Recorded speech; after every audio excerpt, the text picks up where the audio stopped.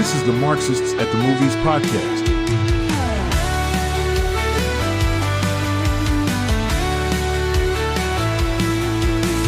Scene opens, white lights dim down low. The cinema whispers where truths can grow. From shadows deep and screens ignite, the proletariat comes alive tonight. Tonight, Marxists at the movies, bright and raw, breaking through the reels to rewrite the law. Workers of the world in every frame, changing the credits, rewriting the name.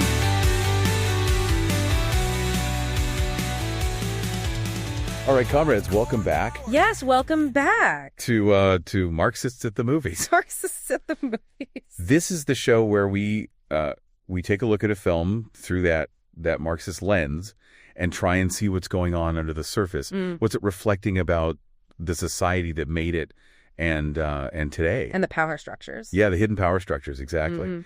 And today's subject is a good one. It's Alfred Hitchcock's 1943 film, Shadow of a Doubt. Oh, yes. An excellent choice. Very rich text to work with. Yeah. So, and right off the bat here, we're diving deep. Deep dive. We are going deep. Yes. Spoiler alert. Spoiler alert, we're going to be talking about the whole plot.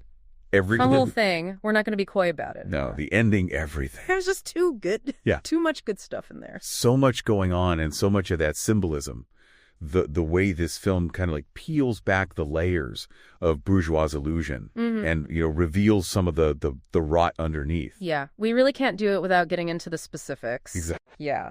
So consider yourselves warned. Yes. So to guide our revolutionary analysis today, we got some really good sources today. Oh, we do. We got character studies. Yes. In-depth character studies. In-depth character studies, particularly of young Charlie Newton. Yes, young Charlie. And her Aunt Charlotte. Right. And her Aunt Charlotte. Oh. Two Charlies. Very important. Yeah, very important. And then we got just like a general overview of the film from IMDb. Just kind of a grounding. Yeah, exactly. And nuts and bolts. Nuts and bolts of the plot and stuff like that. But then what I'm really excited about Oh, me too. is this piece we have that is really about the symbolism. Yes. All about the symbolism and Shadow of a Doubt. Yes. And it's so rich in symbolism, this film. It really is. Yeah, it's not just like, oh, here's a pretty picture. Exactly. It's not just window dressing. Yeah, there's some deep meaning going on. It's all very deliberate. Yeah, so and our mission, I think our goal with this deep dive. Yes, our collective mission is to really understand how Shadow of a Doubt. Yeah, how Shadow of a Doubt functions. Yes, as a critique of its time. And maybe even of our time as well. Absolutely. And we're gonna focus on that symbolism, obviously. Drawing heavily from that article. Right. But also, supporting that with the actual visual language of the film. Right. So the character development, with a real focus on the women in the story. Yes. Some key plot developments. Sure. Imagery, Hitchcock's, just really genius use of cinematography. Yeah. And even, you can touch on that little bit of trivia that it only got one Academy Award nomination. Oh, yeah, that's a crime. It is a crime. It's a cinematic crime. Yeah, and all of this should lead us to, a better understanding of the film's kind of enduring themes. Yes. So let's not waste any time. Let's dive right in. Let's dissect this thing from the very opening frame. Right. So what's interesting is it doesn't ease us in to, like small town America like you might expect. No, it does not. It begins in this like cluttered, almost claustrophobic boarding house with Uncle Charlie on the East Coast. Yes. And what's interesting right away is kind of the way he's presented visually. The room is kind of stagnant, almost decaying. Yes, there's a sense of like moral rot. Yeah, like a moral rot. And this isn't just like set dressing. This is like No, this is deliberate. This is giving us a sense of the character. A hint that like and maybe of society at large even. Yeah, like the wholesome surface of society might be papering over something far less savory. And then that first image of Uncle Charlie on the bed, Oh, yes. Arms outstretched. I love that shot. Yeah, and that symbolism article really nails it. Oh, yeah. they say fallen angel or like mock Christ. Mm-hmm. And it's like a powerful visual irony right from the beginning. Yeah. He's presented with this almost messianic pose, but the environment around him is like speaks of a profound lack of grace. Right. And it creates this immediate tension. Absolutely. It's like he's the Antichrist. Wow. Yeah. Mm-hmm. And then contrast that with his arrival in Santa Rosa. Right. The train, which, in and of itself is a symbol. A symbol of modernity. Of modernity and industrialization. Yeah. But it's the billowing black smoke. Yes, that precedes it. That like precedes it. Yeah. And almost suffocates the bright, clean air of the station. Yeah. Yeah. That's really striking. It's an intrusion. Yeah, and Hitchcock himself even said that that's not just atmosphere. He said that's like a tangible representation of encroaching evil. Yeah, like a corruption, an industrial scale corruption. Yeah, it's an industrial scale corruption. Invading this supposedly idyllic space. Yeah, and it makes you think about, the inherent contradictions of capitalism itself. Right. Always threatening to pollute the very environments it promises to improve. Absolutely. It's like the dark side of progress. Yeah, yeah. You can't have one without the other. You really can't. Yeah, and it's all tied together. And you can practically taste the soot in the air. Oh, yeah. This dark, ominous presence riding on the rails. Right.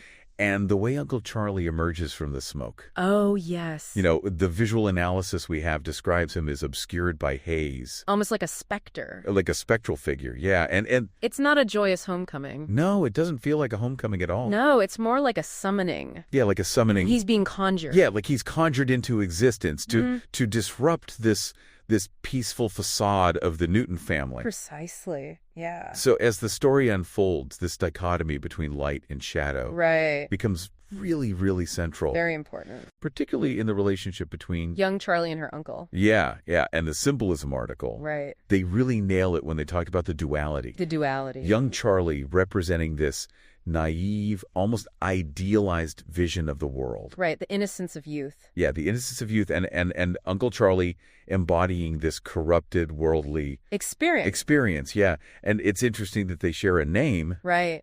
Suggests a potential for connection, but they're on these fundamentally opposing moral grounds. Yeah, two sides of the same coin, perhaps. Yeah, and young Charlie. Mm-hmm. From the beginning, she's not, the picture of uncomplicated youthful happiness. No, she's restless. She's restless, yeah. And her character study describes her as restless in paradise, yearning for something deeper. Than just the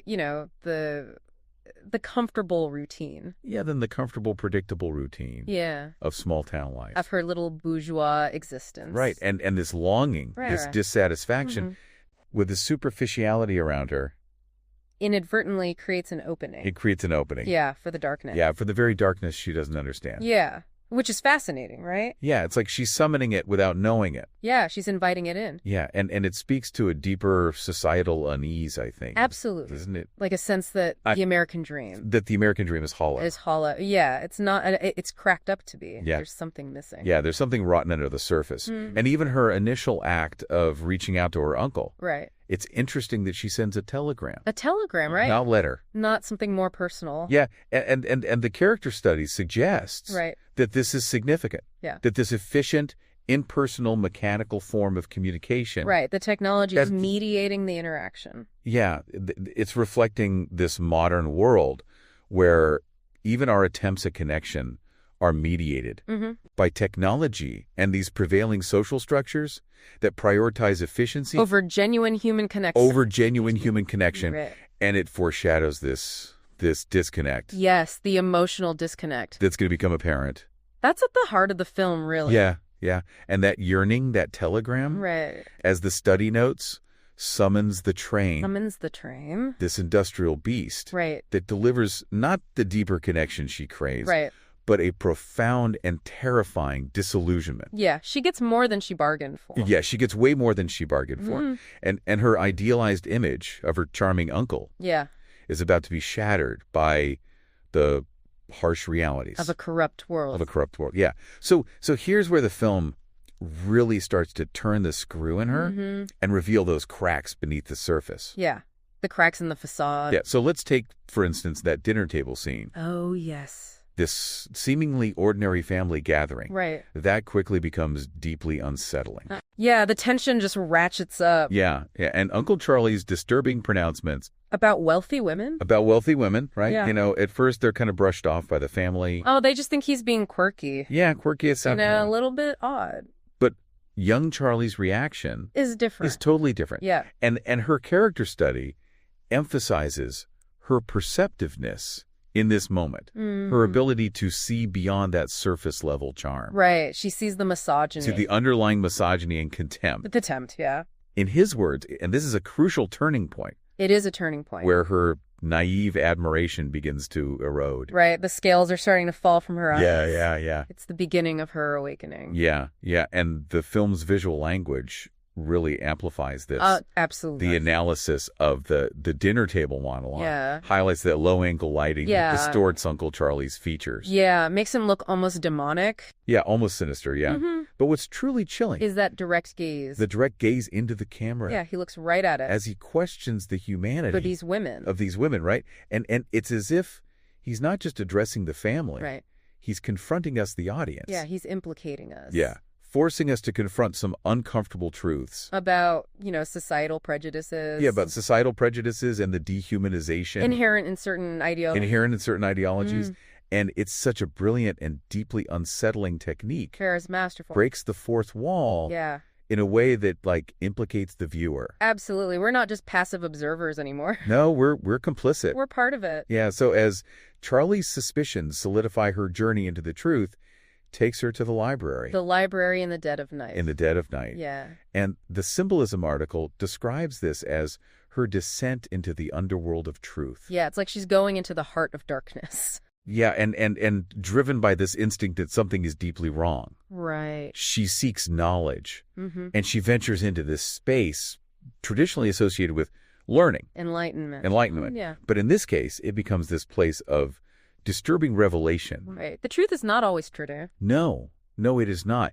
And the visual representation of this clandestine search is so evocative. Yeah. As Charlie walks away from the newspaper clippings, Right. having uncovered this horrifying reality of the Merry Widow murders, Yeah. her shadow stretches long and dark across the library floor. It's a great shot. Yeah, and the visual storytelling guide we have Yeah. pulls this moral transformation visualized. Perfect. It's as if the weight of this newfound knowledge, this crushing loss of her innocence, Right. is physically manifested Yeah. in this growing darkness. Yeah, that precedes her. That precedes her, yeah. It's like her innocence is literally being consumed by the shadow. Yeah. And she can't go back. She can't go back. She can never unsee what she's seen. And once Uncle Charlie realizes that she knows Oh boy. the attempts to silence her begin, Yeah. cloaked in these guises of accidents. Right. Those little accidents Right. aren't so accidental. And the character study really nails it. Yeah. They say these are not merely attempts at murder. No, it's not. This is symbolic Yeah.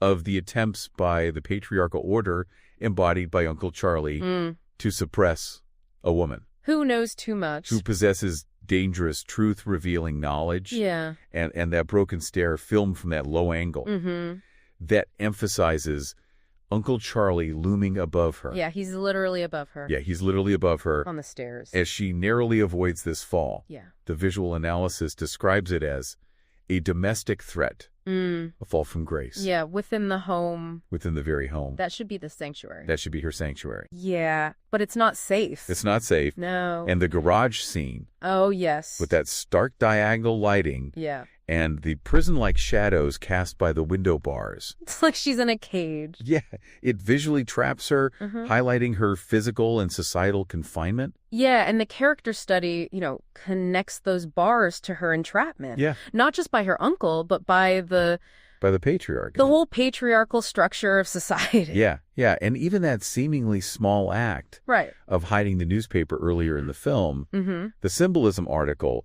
points out that it's another manifestation Of that control. of that patriarchal control. It's an attempt to manage information, Right. Control the narrative. and suppress anything that might challenge the established order. Absolutely. And we can't overlook the symbolism of the physical spaces Oh, of yeah. the Newton house. Within the house itself. Yeah, the staircase, this recurring location for their interactions.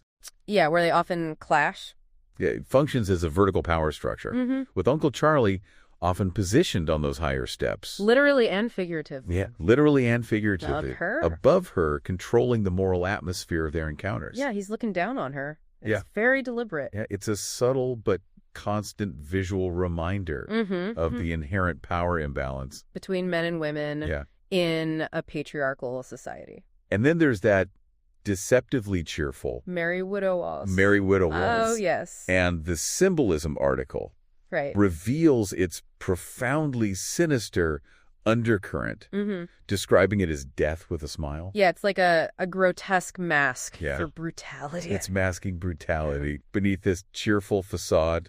And it mirrors Uncle Charlie himself. Mirroring Uncle Charlie, Yeah, his charming persona that hides his murderous nature. Yeah, it's a potent symbol of the way societal niceties can obscure deeply unpleasant realities. Yeah, it's that unsettling juxtaposition of surface appearance and underlying reality. Appearance versus reality, yeah. The pleasant veneer hiding something deeply rotten. Right, and this extends to the town itself. To Santa Rosa itself, yeah. To Santa Rosa, this supposedly idyllic town. Yeah, and the symbolism article highlights this collective blindness. Of the townspeople? Of the townspeople to Uncle Charlie's true nature. Yeah, they're willfully ignorant. And they describe this as a sharp critique of willful ignorance in American suburbia, that there's this deep societal desire to believe in the myth of inherent goodness. Right. So they overlook or deny the presence of real evil. It's easier to look away. It's easier to look away, yeah. So which brings us to that climactic confrontation. On the train platform. The train platform, yeah. And the train, which delivered the darkness in the Santa Rosa. Initially.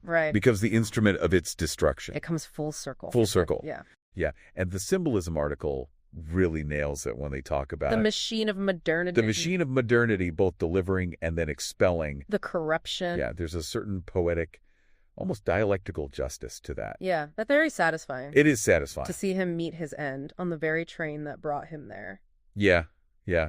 And the visual storytelling in that final scene is so deliberately chaotic. It's frantic. Frantic and claustrophobic. Mirroring the struggle. Yeah, mirroring the life or death struggle. That's taking place. Yeah, and those erratic camera angles. And the rapid editing. Yeah, the rapid editing. It really heightens the tension. Just amps up the tension. Yeah, you're right on the edge of your seat. Right before his fatal fall. Yeah, and then that final shot of him falling beneath the wheels. It's like the train, this massive impersonal force just consumes him. Yeah, he's just gone obliterated. It's a stark reminder that technology is morally neutral. It can be used for good or evil. Yeah. What's all in how we use it. And for young Charlie, her survival comes at a profound cost. Yeah, it's a victory, but it's a Pyrrhic victory. Yeah, her silence at the funeral, where her mother, Emma, eulogizes Uncle Charlie as this wonderful man. Right, the irony is thick. It's so thick, right? Yeah. But her character study interprets this as trauma in silence. Yeah, she's carrying this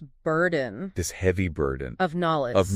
That she can't share. Yeah, and her younger sister, Anne, offers this fascinating contrasting perspective. She does. She's very interesting. Yeah, and her character study describes her as this precocious realist. Yeah, very intelligent. Very intelligent. Very observant.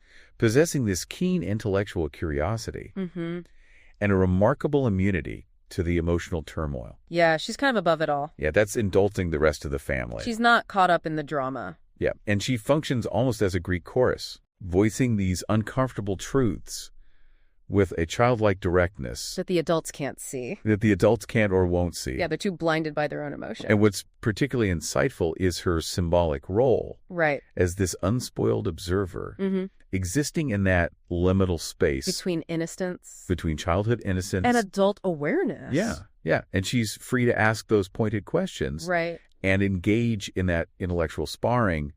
Unlike Charlie. Have to confront. Who's forced to confront that heavy, often isolating burden of knowledge. Right. And the study notes that Anne is the before to Charlie's after. Yes, a great way to put it. Yeah, she represents this potential for critical engagement with the world. Yeah. That Charlie's traumatic experience has, for the moment, silenced. Right. It's like Charlie's journey could have been Anne's journey. Yeah. But it got derailed. Yeah.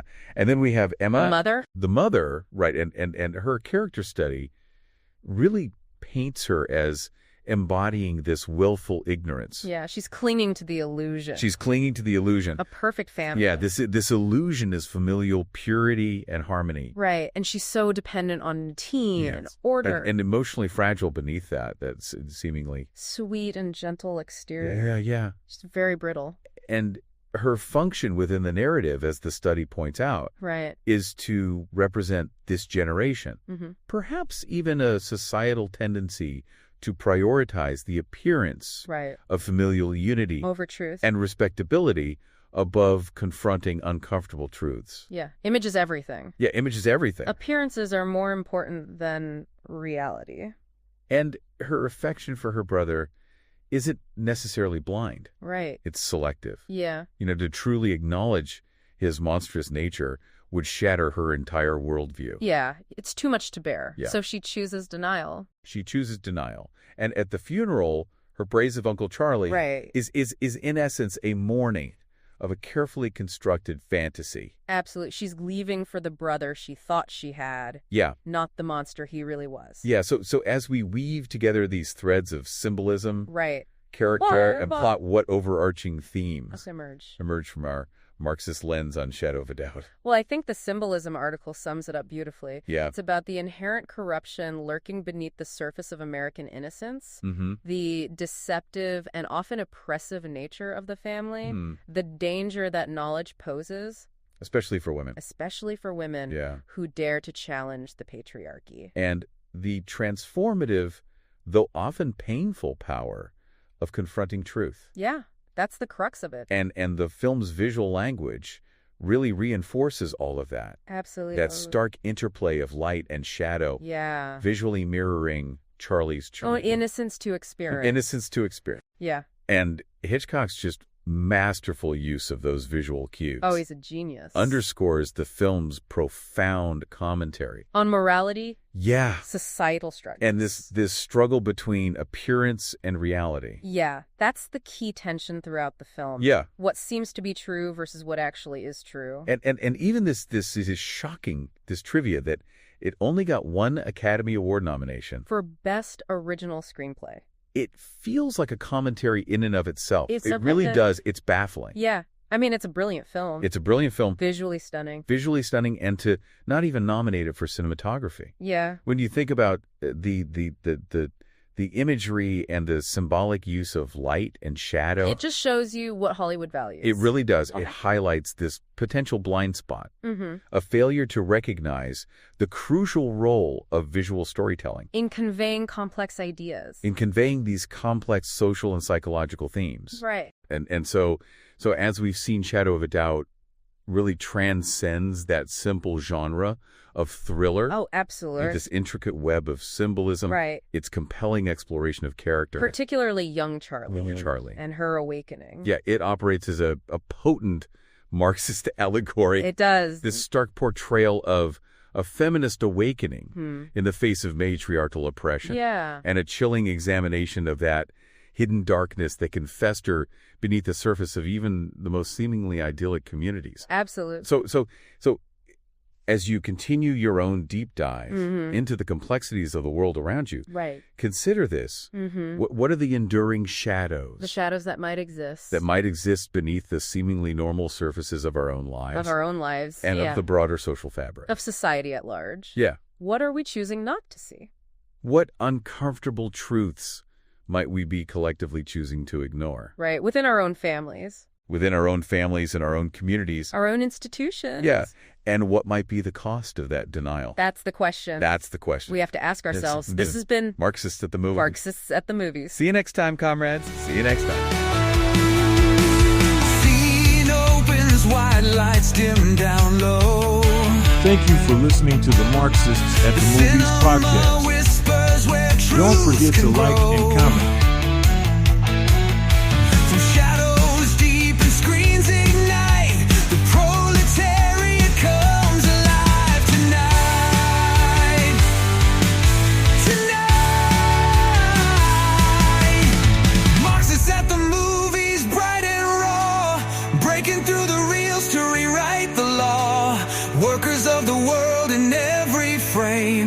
changing the credits,